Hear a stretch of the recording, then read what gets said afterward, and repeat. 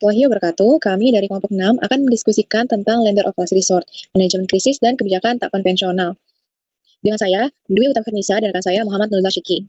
Oke, di sini ada pembahasan yang akan kami diskusikan, yang akan saya buka dengan pertanyaan. Nuzla, kenapa sih Bank Sentral harus menjadi lender of last resort? Apa yang membuat peran ini begitu penting saat krisis? Jadi begini Tom, lender of last resort itu ibarat penjaga terakhir ketika sistem keuangan sudah mulai goyah. Gagasannya datang dari Walter Bagehot, yaitu seorang ekonom Inggris abad ke-19. Intinya, saat bank yang sebenarnya sehat tiba-tiba kehabisan uang tunai karena panik pasar.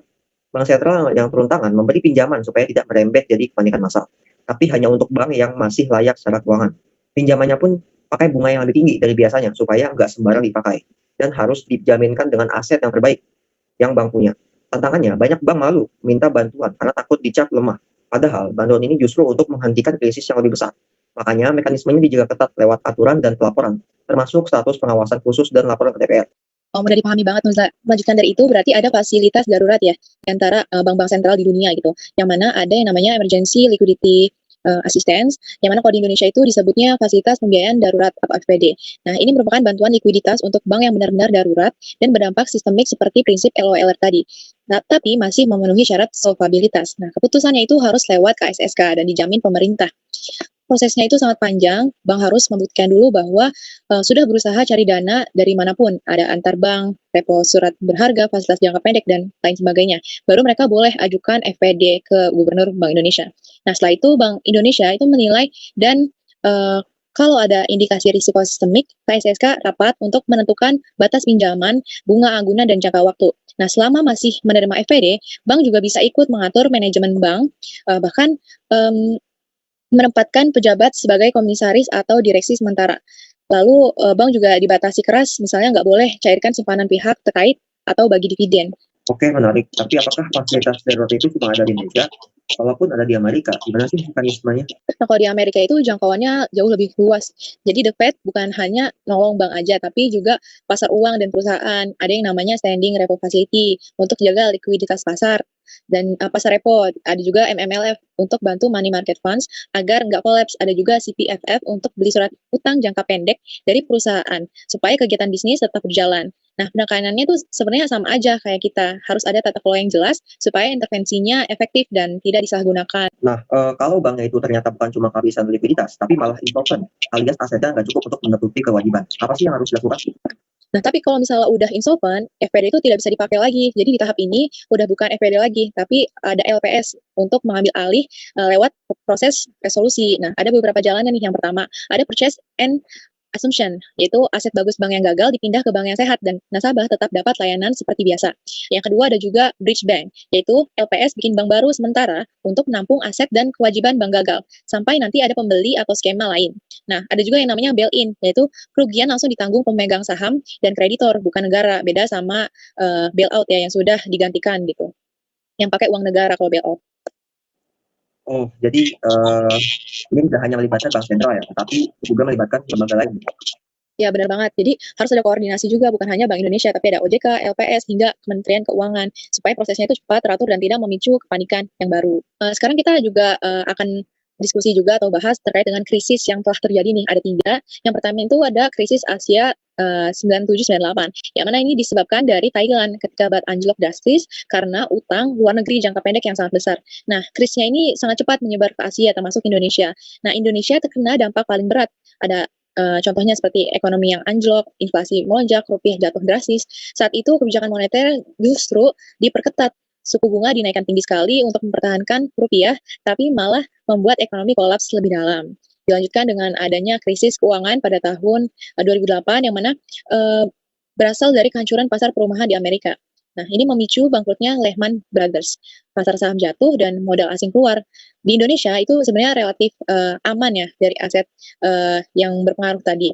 Tapi tetap ada imbasnya nih lewat perdagangan dan aliran modal. Bedanya dengan 1998, di sini Bank Indonesia dan pemerintah sudah belajar kebijakan moneter dilonggarkan, fiskal diberi ruang, dan responsnya lebih terkoordinasi. Nah, selanjutnya ada krisis yang paling baru yaitu di tahun 2020, pandemi COVID-19, yang mana disebabkan karena kesehatan sebenarnya, yang mana merembet ke keuangan gitu. Nah, pada saat itu aktivitas ekonomi kan terputus ya, ada lockdown, pasar jatuh juga, rupiah melemah dan Indonesia masuk ke resesi. Nah, pada saat itu koordinasi BI dan pemerintah juga jauh lebih kuat. Ada yang namanya quantitative easing besar-besaran, pembelian SBN oleh BI, relaksasi regulasi sampai skema burden sharing untuk membantu pembiayaan penanganan pandemi. Situasinya darurat dan responsnya juga harus luar biasa. Oke, nah dari krisis-krisis itu lahir kebijakan yang disebut tidak konvensional. Nah, Nuza bisa jelasin sebenarnya bagaimana sih? Jadi intinya itu dipakai ketika suku bunga sudah menurun. Nah, itu yang pertama, itu adalah quantitative easing, yaitu bank sentral beli obligasi pemerintah besar-besaran supaya uang mengalir lagi di sistem. Investor yang menerima dana lalu pindah ke instrumen lain sehingga pembiayaan ekonomi lebih lancar. Yang kedua, itu ada yield control, yaitu bank sentral menargetkan tingkat imbal hasil obligasi pada tenor tertentu dan siap membeli berapapun agar target itu tercapai. Yang ketiga, itu ada forward dividend, yaitu bank sentral memberi sinyal jelas ke depan, tapi janji mempertahankan suku bunga sudah sampai waktu tertentu atau sampai kondisi tertentu tercapai. Nah, semua kebijakan itu bekerja lewat tiga jalur, yaitu perubahan ekspektasi, perubahan portofolio investor, dan penambahan likuiditas. Tapi resikonya juga ada, sama saat keluar dari kebijakan. Contohnya, dari itu taper tantrum tahun 2013, yaitu ketika pasar panik hanya karena The Fed memberi sinyal akan mengurangi pembelian aset. Terakhir kita lihat penyangga global, karena kalau krisis besar datang, alat domestik saja tidak cukup. Nah, di sini ada IMF sebagai penyedia dana domestik global dengan berbagai fasilitas pinjaman Indonesia punya kuota besar. Meski sejak 2003 tidak memakai program IMF lagi karena lebih memilih membangun cadangan devisa sendiri sebagai pledge. Ada juga swap line, yaitu perjanjian tukar mata uang antar bank sentral. Indonesia punya swap dengan Jepang dan Cina dalam jumlah besar. Swap ini penting untuk menyediakan likuiditas dolar jika pasar global masuk. Selain itu, ada juga CIM, yaitu kerjasama Asia Timur yang dibuat setelah krisis tahun 1998. Ini semacam kayak tabungan darurat kawasan, meski penggunaannya masih butuh koordinasi dengan IMF di tingkat tertentu. Sehingga kadang dianggap kurang fleksibel. Semua ini membentuk lapisan perlindungan berjenjang, mulai dari cadangan devisa, swap line, TMIM, sampai IMF.